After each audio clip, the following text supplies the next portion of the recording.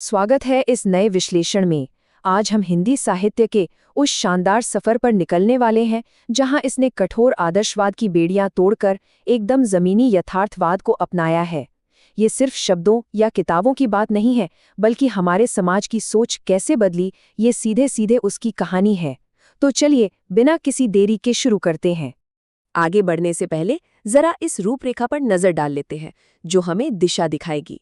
हम द्विवेदी युग के जागरण से शुरू करेंगे, फिर छायावाद, छायावाद उत्तरकाल और उसके बाद आधुनिक कहानी और नाटकों के विकास से होते हुए अंत में कुछ प्रमुख साहित्यिक सम्मानों की बात करेंगे।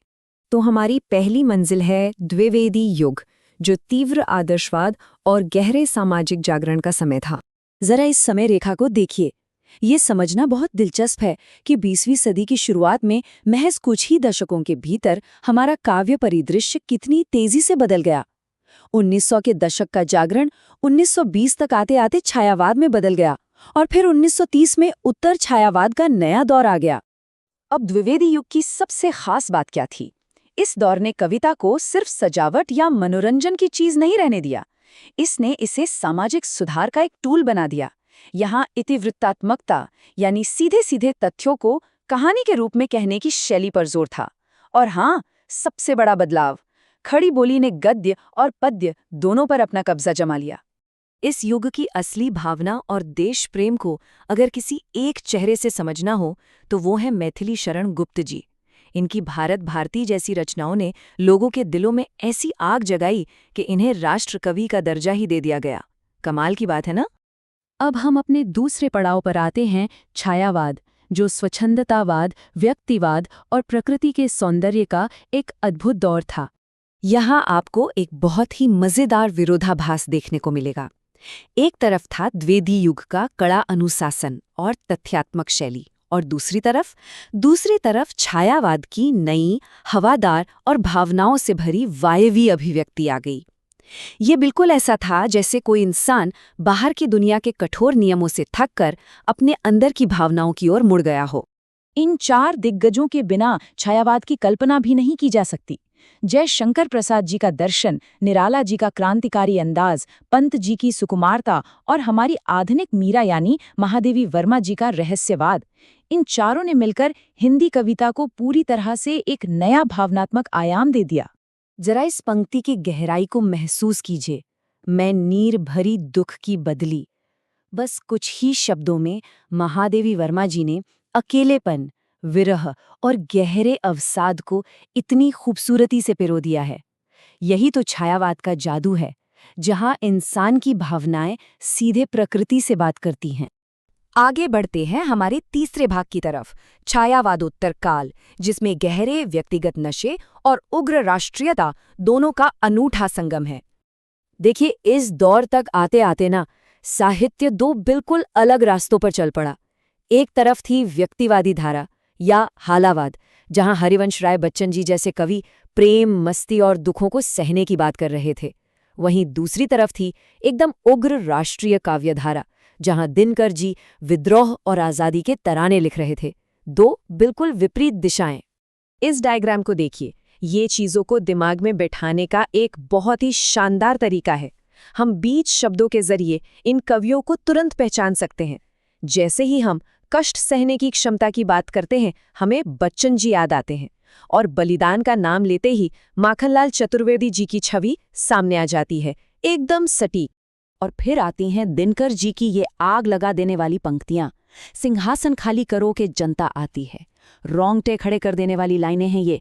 इन्होंने साहित्य को आसमान के ख्यालों से सीधा जमीन पर उतारा और भारत के उस लोकतांत्रिक जागरण की आवाज बन गई जिसे उस वक्त कोई दबा नहीं सकता था। चलिए, अब कविता से आगे बढ़ते हैं और बात करते हैं हमारे चौथे भाग की, आधुनिक हिंदी कहानी और इसकी जमीनी यथार्थवाद की। यहाँ सबसे अहम बात यह है कि मोहन राकेश और कमलेश्वर जैसे लेखकों ने कहानी कहने के तरीके का पूरी तरह से लोकतंत्रीकरण कर दिया।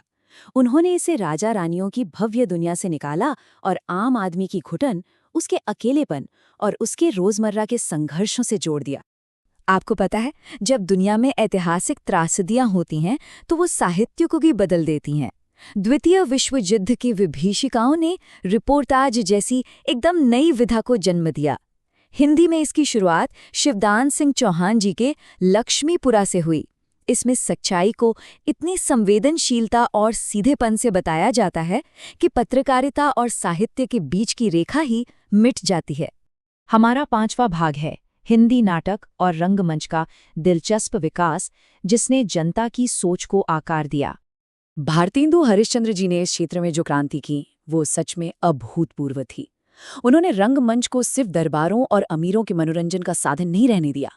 वो नाटक को निकालकर सीधे किसानों की झोपड़ियों और उनकी समस्याओं के बीच ले आए। ये अपने आप में एक बहुत बड़ा कदम था। और इस टेबल से आप समझ सकते हैं कि हिंदी नाटक का सफर कितना विस्तृत रहा है। एक तरफ प्रसाद जी के चंद्रगुप्त जैसे गौरवशाली ऐतिहासिक नाटक थे, तो दूसरी तरफ मोहन राकेश का आधुनिक मनोवैज्ञानिक यथार्थवाद, और फिर धर्मवीर भारती जी का अंधा युग। ये दिखाता है कि मंच ने इंसान की बदलती सोच और संघर्षों को कितने बेहतरीन तरीके से अपनाया। अब हम आते हैं अपने छठे और अंतिम भाग पर, साहित्यिक मील के पत्थर और प्रमुख पुरस्कार। देखिए, साहित्य में जो ये इतने बड़े बदलाव आ रहे थे, उन्हें राष्ट्रीय स्तर पर भी बहुत बड़ी पहचान मिली। ज्ञानपीठ और साहित्य अकादमी जैसे सम्मान सिर्फ कोई ट्रॉफी नहीं है, ये इस बात की मोहर है कि इन रचनाकारों ने भारतीय समाज और आने वाली कई पीढ़ियों के दिलों पर कितनी गहरी छाप छोड़ी है। और ये तस्वीर उस ऐतिहासिक पल की है जब सुमित्रा नंदन पंत जी ने अपनी रचना चिदंबरा के लिए हिंदी भाषा का बिल्कुल पहला ज्ञानपीठ पुरस्कार जीता। जरा सोचिए, पूरे हिंदी साहित्य के लिए वो कितनी बड़ी गर्व की बात रही होगी। ये सच में छायावाद के शिखर का प्रतीक था।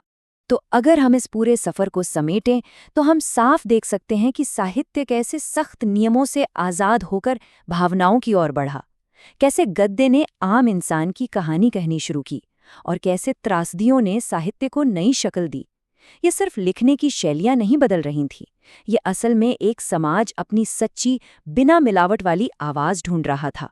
और अब जाते जाते मैं आपके लिए एक विचार छोड़ना चाहता हूँ।